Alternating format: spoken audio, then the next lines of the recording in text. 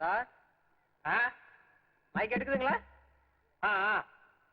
பெரியோர்களே, நண்பர்களே, தாய்மார்களே, முகூர்த்தம் முடிஞ்சு போச்சு. அடுத்து விருந்துதான். அதுக்கு முன்னால எல்லாரும் முய எழுதிட்டு போயிருங்க. பொண்ணு வீட்டுக்காரவங்களா நம்ம பொள்ளாச்சிக்காரர்கிட்ட எழுதுங்க. இந்த மாப்பிள்ளை வீட்டுக்காரவங்க யாருப்பா? கோணவாய் கோபாலு. கோணவாய் கோபாலா? கோணவாய் கோபாலிட்ட எழுதுங்க.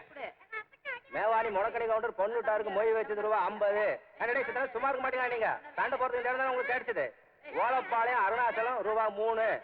இல்ல 3 ரூபா 30 காசு. புள்ளம்பாளையம் கொண்டப்பன் பெண் வீட்டாருக்கு ரூபா 50.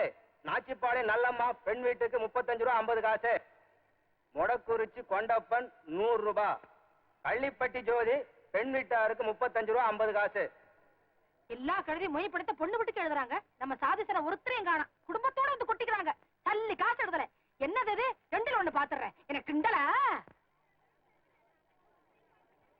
புடிச்சு வச்சு பிள்ளையார மாதிரி நிக்கிறிய.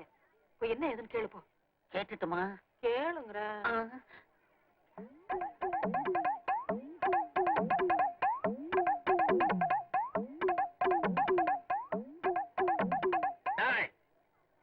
மறுவாதியா சொல்றேன், மாப்பிள்ளை வீட்டுக்காரன் எவனா இருந்தாலும் சரி இலையில கைய வைக்க கூடாது. ஏண்டா டேய், உங்க வீட்டு கல்யாணங்களுக்கு 50, 100, 200ன்னு எவ்வளவோ கொடுத்த ரோஷக்காரன்டானா. எனக்கு இருக்கிறது ஒரே ஒரு மகன். இது என் குடும்பத்தில் நடக்கிற ஒரே ஒரு விசேஷம்.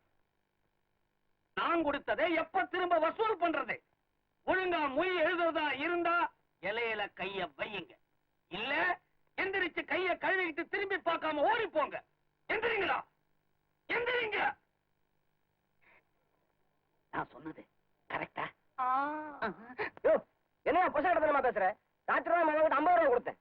நான் கூட 70 ரூபா கொடுத்தியா? மட்டு மரியாதை பேசுறிய? நான் கூட போயிட்டு 100 ரூபா கொடுத்துருக்கையா? நல்ல கல்யாணம் நடத்துறான மானகட்ட கல்யாணம். எந்திரிங்கய்யா. இந்த மானகட்ட சோத்தீங்க எவ்வளவு வந்தா அங்க போலாம். டேய் குண்டா, எந்திரா.